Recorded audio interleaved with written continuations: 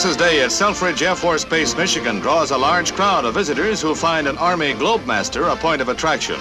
But the real guest of honor is the Chrysler-built Redstone guided missile, one of the newest in the arsenal of the atomic age. In honor of the day, some of the newest jets put on a show. At Eglin Air Force Base in Florida, the dramatic destruction of a B-17 bomber.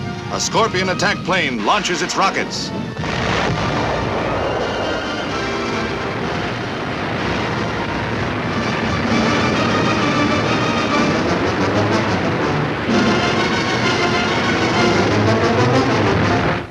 Unscheduled, however, is this crash landing of a Cougar jet aboard the carrier Essex. Defense Department pictures show its mad skid across the flight deck and plunge into the sea.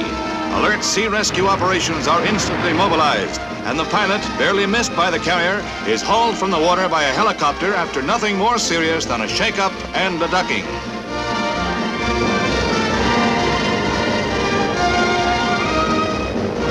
Slightly complicated, but a happy landing for Lieutenant Herbert Camp, United States Navy.